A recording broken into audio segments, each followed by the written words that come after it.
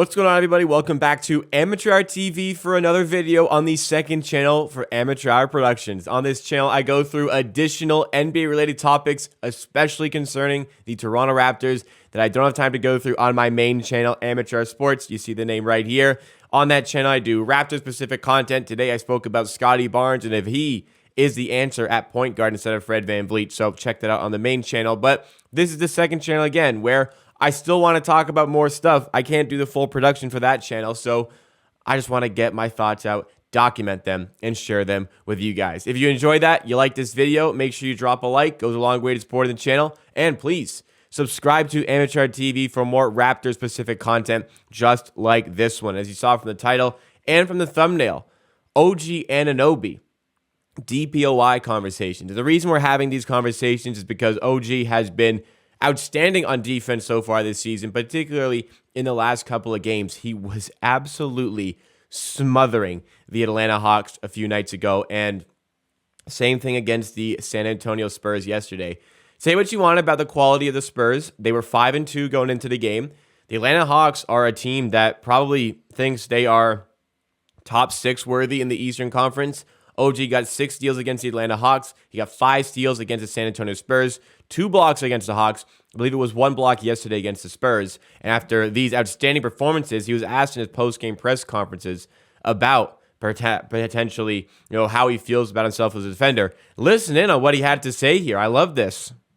Would you outright say what your goal would be for the season? Defensively, I've always wanted to be Defensive Player of the Year. I've always thought I was the best defender in the league. I thought that for the last, I don't know how many years, but so. Would you outright? So a little bit more words than we normally get, I think, out of OG. He's usually pretty reserved, but love the confidence. He's always wanted to be DPOY. That's something he strives for. So, he loves playing defense. He wants to continue playing defense. That's what I kind of get out of that, which is great to see for OG. I mean, he's such an important part of this team. We understand that, and we recognize that. He's been playing really, really well the last couple of games, which is good to see as well.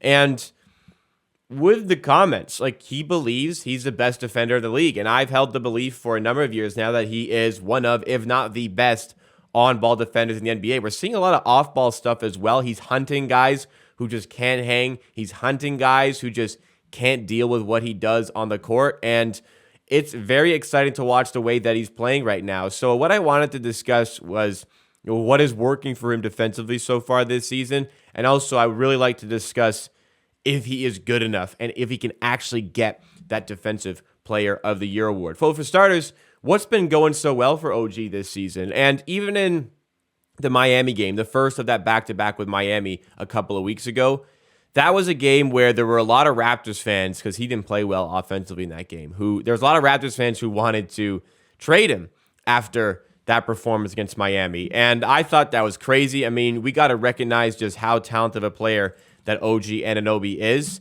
And it just seemed like after one game, I mean, naturally, Raptors fan base can get a little bit sort of, what's the word that I'm looking for here? They can get a little bit reactionary to things that happen, just one specific event. And I actually made a poll about it. And it may only say here that 28% of people, it does. It says 20% of people wanted to trade OG after that game against Miami just 8 days ago. Wow. So the game was 9 days ago. That's over 1,000 people. In fact, that's about 1,100 people, 28% of 3.9K. 1,100 people who voted on that said they wanted to trade OG Anunoby as a result of that bad game. And again, just ludicrous. We know how important he is to this team. He's an excellent 3-and-D plus sort of player. He's great at shooting threes. Outstanding defender, as we know and as we have seen. And he can do more than just shoot threes. When he gets to the rim and when he's aggressive, going attacking the rim, he can be a very dangerous player. Showed that yesterday. Showed that a few days ago against the Atlanta Hawks as well. And turning defense into offense has been really important for the Raptors this season. They've loved to get out in transition. They've loved to get downhill, not allow the other team to set up, because our half-court offense isn't nearly as good as our full-court offense. So the best thing to do in that case is just don't allow them to get set up in the half-court. And, getting those steals and turning them into offense worked really well a few nights ago against Atlanta, of course, and really well yesterday against the Spurs. Raptors won by 43 yesterday. They won by 30 against the Atlanta Hawks on Monday. OG's defense, his anticipation of where the passes are going, his anticipation of when to provide that double to go and snatch that steal have been pretty like second to none this season. In fact, it has been second to none. OG is averaging the most steals in the NBA this year. Went into yesterday's game averaging 2.6 steals per game. I want to pull up right now how many steals he's actually averaging right now, but the anticipation's been great. The awareness has been great. And as far as the block shots, I mean, he's just such a good defender. What really makes him such a good defender, and the steal number, by the way, is at 2.9 now, again, highest in the NBA, 2.9 steals per game. That's crazy, guys.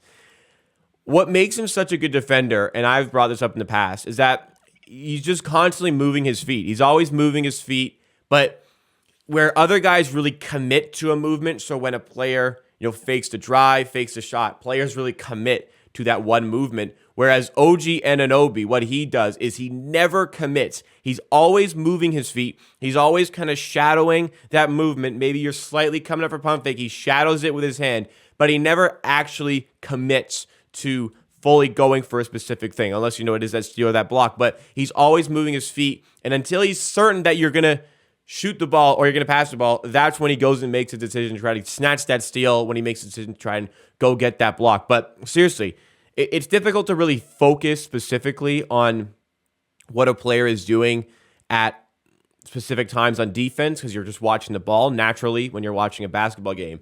But like next time the Raptors play, tomorrow when we play against the Dallas Mavericks, where I think he's going to be defending Luka Doncic quite heavily, and I really, really want to see that matchup. So this is going to be like the most difficult test for OG.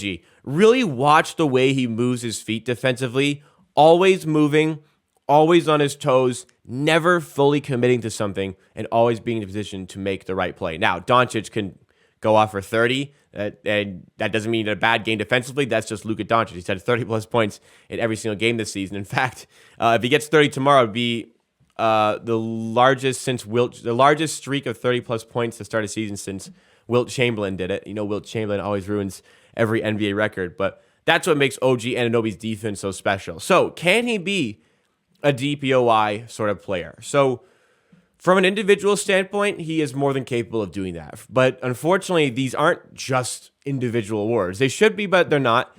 The Raptors would have to have a good record because you can't be the DPOY on like a 5 or 6 seed most likely.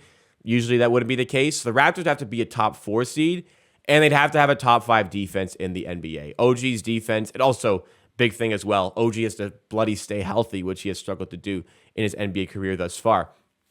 As far as the Raptors defense, not out of the ordinary for the Raptors to be one of the best defensive teams in the NBA, so that can happen. I think we're good enough to be a top 4 seed in the NBA. OG praying that he stays healthy. Sure, why not? He can do it. But if there's another player like Giannis, who's on the best defensive team in the league, and the Bucks looking like they could be that so far this season, the bigger name might get the award. Rudy Gobert, if the Timberwolves start to figure it out, and they're a really good defensive team, and he was my pick going into the season to win this award. If the Timberwolves make a huge jump defensively as a result of Rudy Gobert coming into the team, that could get voters to side with him. OG Anunoby isn't that sort of sexy name you see on those voting cards. So I think he would really have to be like way better than these guys like Rudy Gobert and Giannis to win this award. I think he'd have to be like a cut above or like the likes of even Bam Adebayo who voters like. Like OG would seriously have to be a cut above these guys, I think, to actually get enough votes to get this award.